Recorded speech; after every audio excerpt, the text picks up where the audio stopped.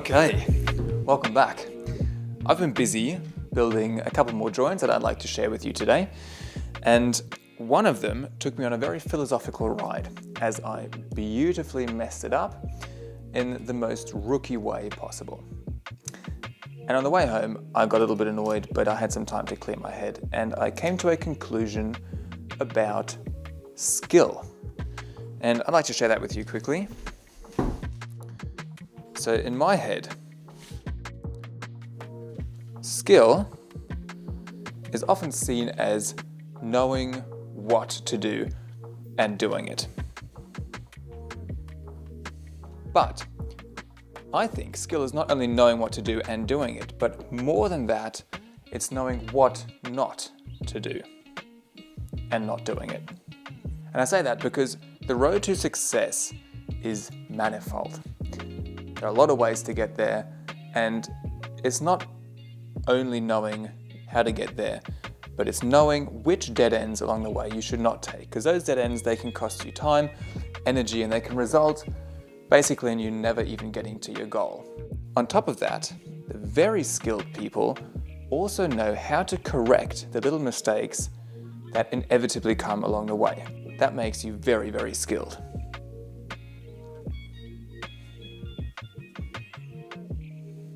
So it's very important to know that these three elements of being skilled are not created equal, I think. Knowing what to do is what we always focus on, but that's about as big as this. Knowing what not to do is far more important, and knowing how to correct things is about as important as knowing what to do. So we often only focus on knowing what to do when we learn a new skill. But today I'll be showing you exactly what not to do, and on the last joint, also how to correct something. So that being said, let's get into the joints.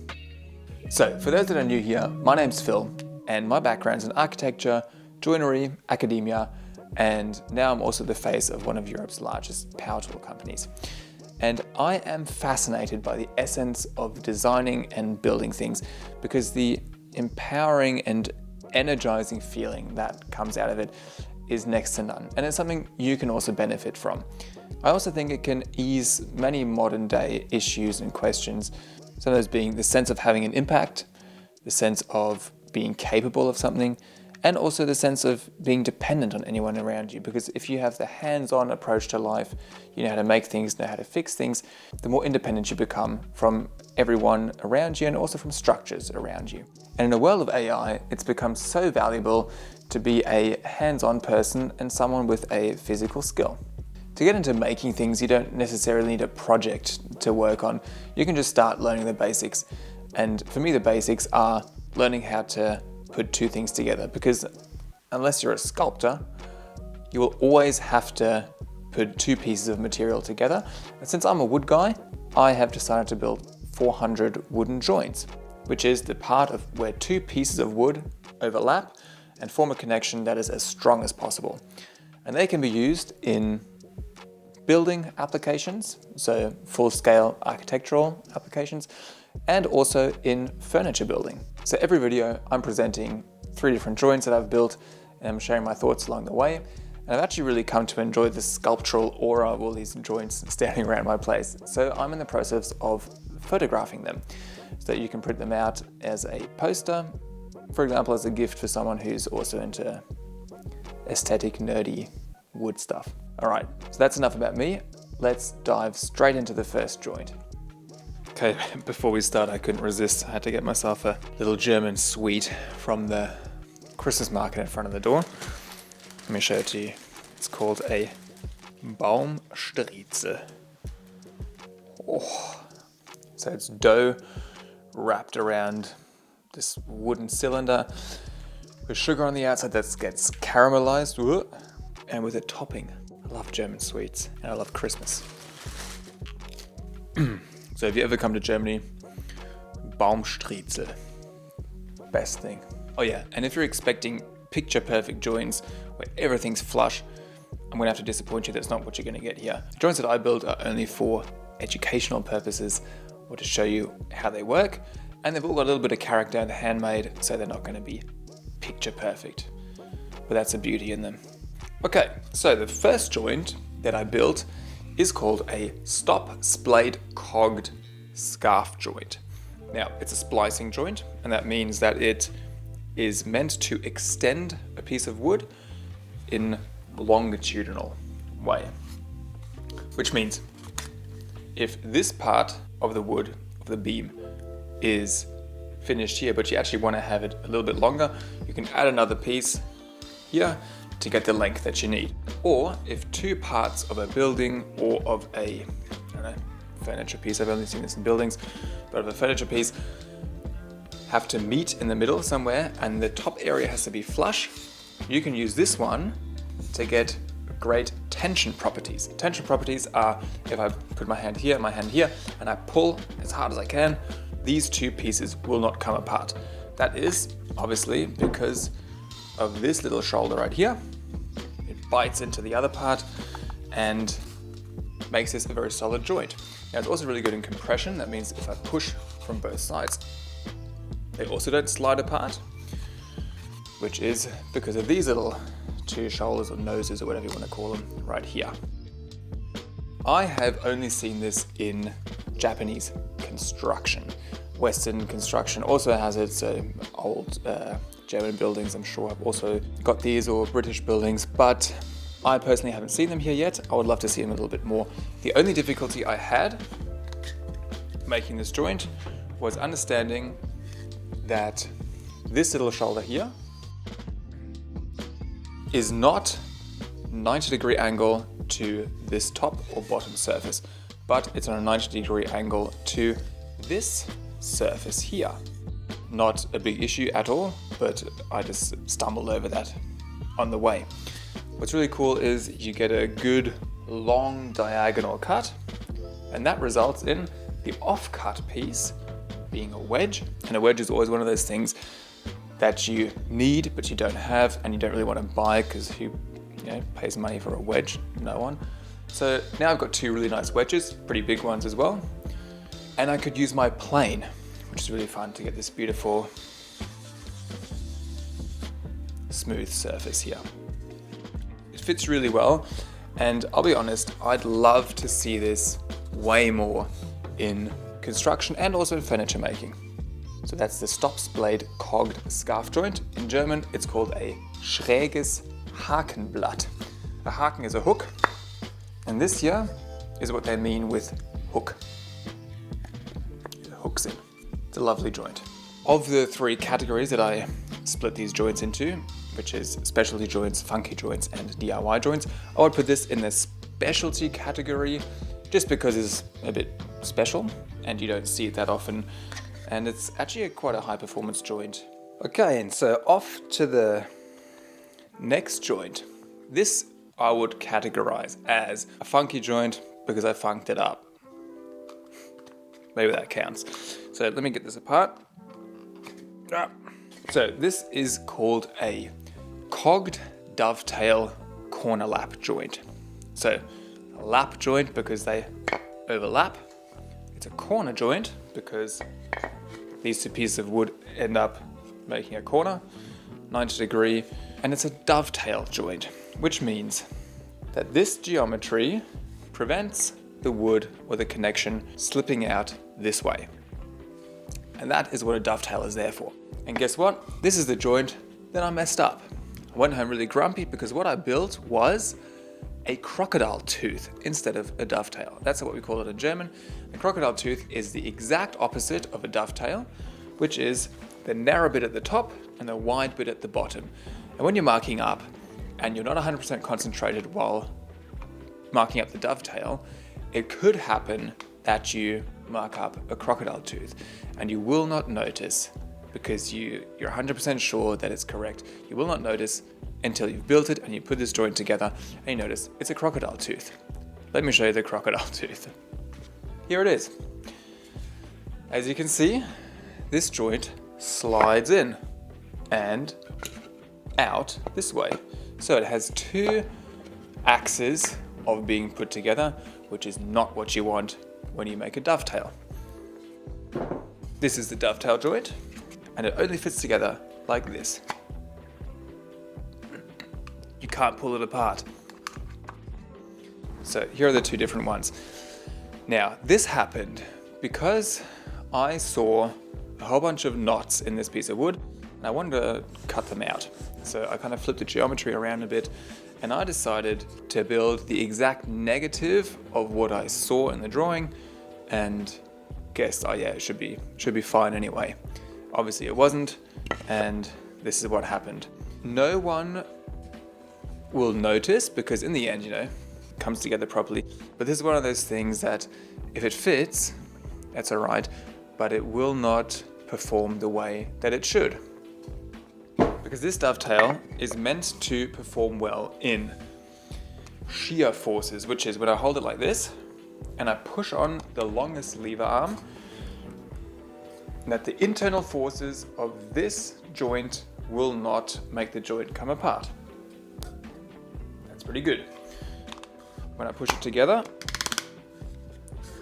I can't pull it apart, so tension's fine as well. If I put pressure on the top, it doesn't slip out either. The only way it comes out is forwards that way, which makes it an extremely powerful joint if it's done correctly. So let me draw you a crocodile tooth. This here, with a piece that looks like this. That is a crocodile tooth because this here obviously fits right into this bit here. So it can move in and out this way.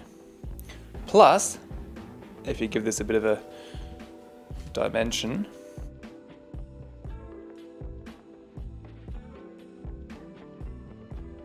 it not only slides in like that, but also in this direction. So in, up and down, okay?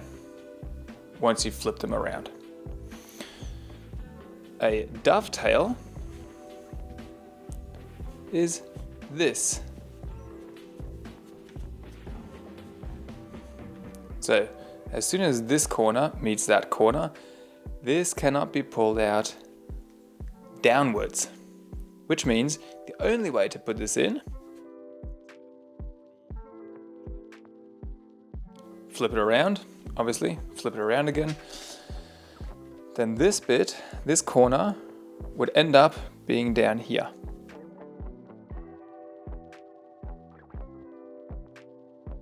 Okay, so the only way for this one to go in is this way, in a three-dimensional way, pushed inwards. There we go. So dovetail, crock. Avoid the crock. So this joint is used for frames. I've only seen this in furniture. I'd love to see it in a building though, and I'm 100% sure that this could be used in a building as well. And it would be an amazing flex to actually have two beams, let's put it this way, meet each other up in the corner and have this little detail poking out. That would be amazing. I'd love to live in a house with this joint up in the corner somewhere. So I'm sure this is good for building as well. For furniture building, I've seen this one before. It's really good for making frames, especially on doors, for example, so little cabinet doors that can be used as well instead of a bridle joint or a normal dovetail joint. So obviously, this is where my skilled person theory from the beginning comes into. I realized that if I had known exactly, or if I had remembered, better say it that way, exactly what to avoid while making this dovetail, I wouldn't have made the crocodile tooth. But I obviously went down the dead end to make the crocodile tooth, and next time I have to make the dovetail, I know exactly that I double, triple check my marking up to make sure I don't make a crocodile tooth. So let's put this little joint of shame off to the side, and hopefully you don't have to make a crocodile tooth because now I've showed you the difference. Okay, so speaking of dovetails and crocodile teeth, let's move on to joint number 3. So the DIY joint is this one here, and it's called a half-blind, triple-shouldered dovetail tenon. So let me break down quickly why it's blind. So it's blind because from what you can see right now, there is no dovetail. If I turn it this way, there is a dovetail. A traditional dovetail would go all the way through to this side that you can always see that there's a dovetail in there. A blind dovetail stops 2/3 through the piece that it's going into. So this is a triple shouldered because it means that that fits that really well. Let me take this apart quickly.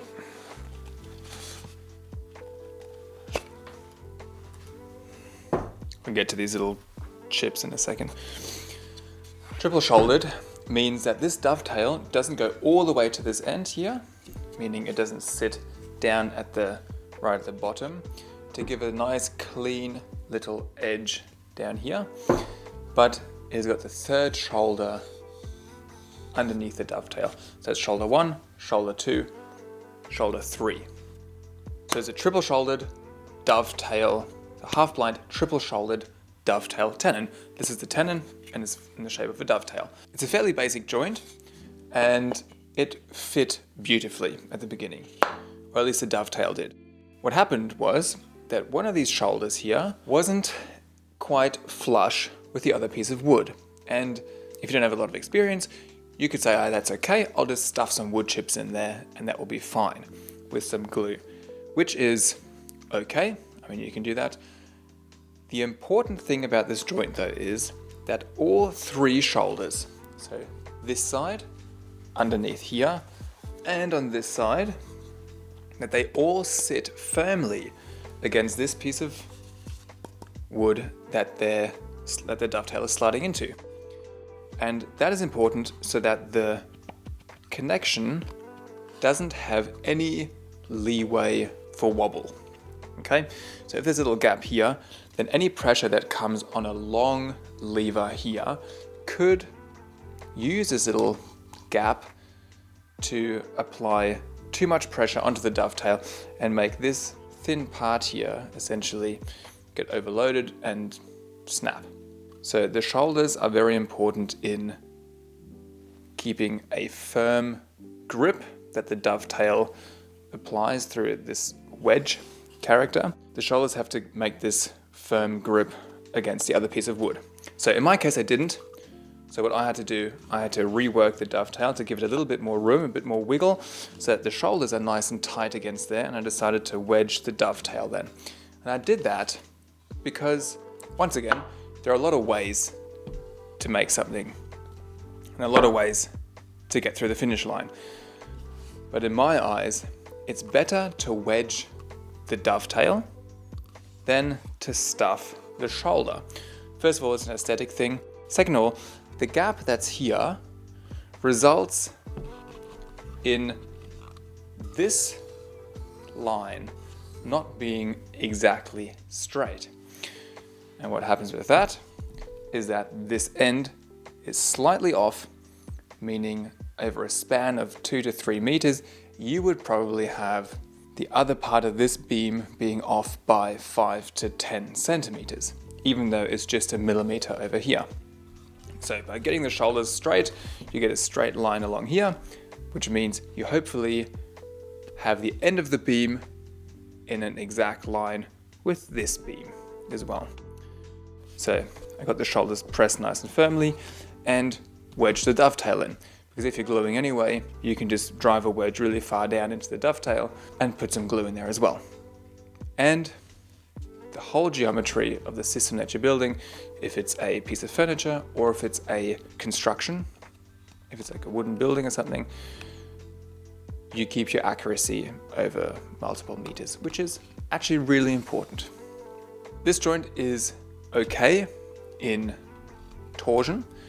The only thing that makes it okay is this short dovetail tenon, which is questionable how much load it can actually take. Any lever that gets pushed down this side applies shear forces into this joint. I would say they're okay. Compression is fine. Obviously, the 3 shoulders do well. and tension is also quite alright on this one. So this is a construction joint and a furniture joint. You can use it in both. I actually think it's really nice, and it's a basic joint. It's one of those dovetail joints that you would make when you're starting out a woodworking journey, or when you don't really have that much time and you just want to have a proper fit and a good wooden connection. So these are the two little wedges that I put in to make sure that the shoulders are nice and flush, and that over a distance of a couple of meters that we would still keep the line that we want to have. Just to clarify on that, so if the dovetail, if this is our beam, here's a dovetail. There we go. And this shoulder in the back here is not 100% flush, but it's slightly off. Okay? Let's say it's like this. Okay? Then the second beam coming will run off this way. And what we actually want is this line. Okay? So that's the importance of getting the shoulder nice and tight up against the other beam. There we go, because then if you go like this,